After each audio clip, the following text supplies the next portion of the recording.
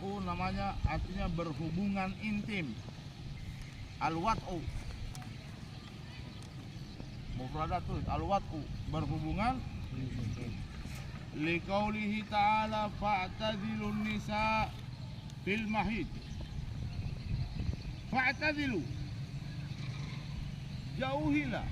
Fa'tazilun nisa, jauhilah perempuan-perempuan kalian, ya, fil mahidi, pada saat dia haid. Maksudnya di sini jauhi bukan lari, tapi jangan berhubungan intim kepada istri kita saat dia mau saat dia haid. Ya. Tidak boleh berhubungan intim sama istri yang haid. Kalau ada orang berhubungan intim saat dia haid belum bersih darahnya, dalam ilmu kesehatan dia bisa jadi tumor. Makanya Nabi larang itu. Apa-apa yang dilarang Nabi jangan dilakukan. Karena apa yang dilarang Nabi pasti ilmu kesehatan menemukan pelarangan itu. Hebat ini Nabi. Cuma Nabi tidak jelaskan tentang ilmu kesehatan. Nabi bilang jangan dekati haid. Kalau perempuan haid yang kau dekati.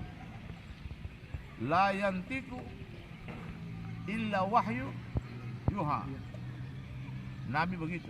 Deterjen dari manapun, racun, kuman dari manapun, kan ada bakteri. Mulut anjing, mulut babi, najis mugalah kan? Moncong anjing, moncong babi itu kalau menempel di suatu benda, itu menempel dia punya najis, kuman, bakteri.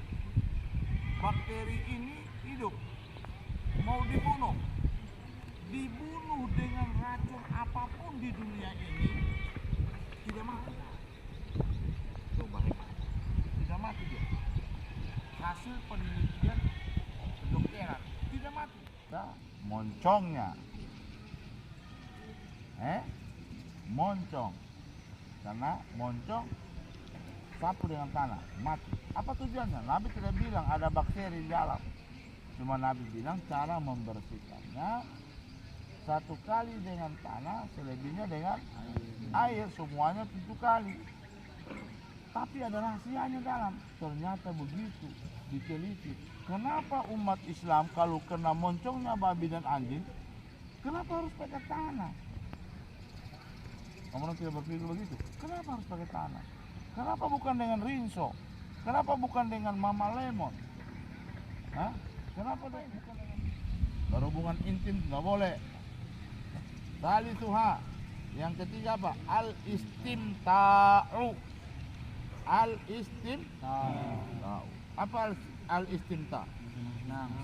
Ya, mencari kenikmatan sendiri. Al-istimta', bersenang-senang, bukan bersenang-senang foya-foya, tidak.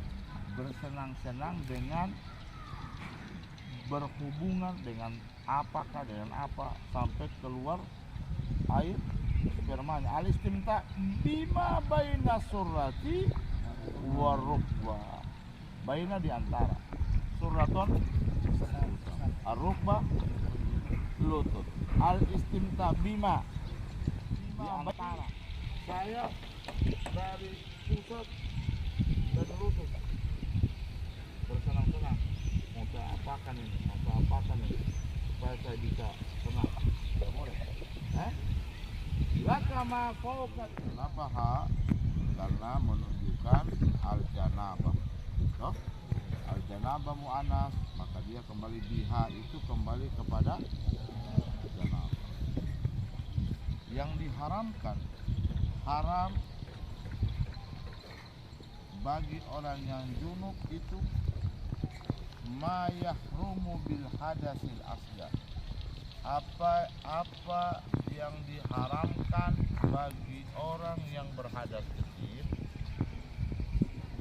Wa tazidu alaihi bi amraini, dan ada ketambahan 2 amrain, dan ditambahkan wa tazidu Dan ada tambahan ya, dari apa yang diharamkan semua pada hadas yang kecil, hanya ada tambahan dua. Apa-apa yang diharamkan orang kalau berhadas kecil, ya sudah kamu tahu toh, yang haram bagi orang yang hadas kecil itu sembahyang, ya itu kan. Yang haram bagi orang yang berhadas kecil itu menyentuh mushaf atau membawa mushaf. Yang haram bagi orang yang berhadas kecil itu bertawaf. Itu saja. Haram bagi orang yang berhadas kecil sembahyang, tawaf, dan menyentuh Al-Quran. Apa yang diharamkan bagi orang yang berhadas besar? Diharamkan semua apa yang diharamkan bagi orang yang berhadas kecil, itu juga yang diharamkan bagi orang yang berhadas.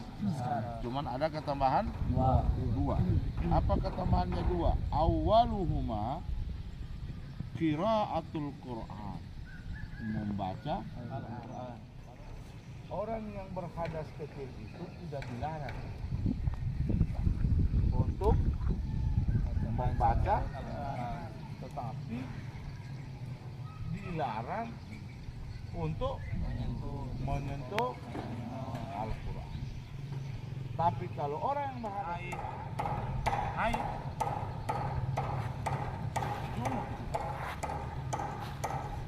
hadas besar, tidak boleh membaca Al-Quran.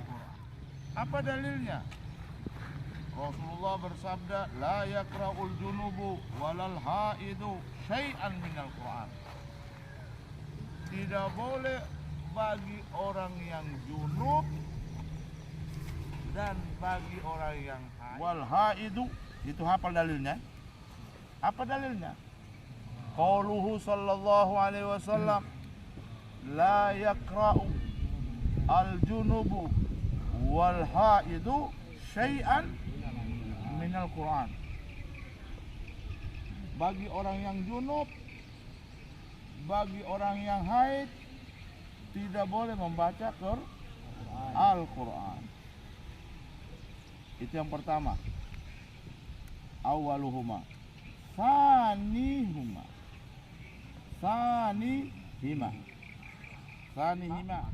makata yang al-muqtu berdiam. Al-muqtu fil masjid, orang yang haid, orang yang junub tidak boleh berdiam di masjid.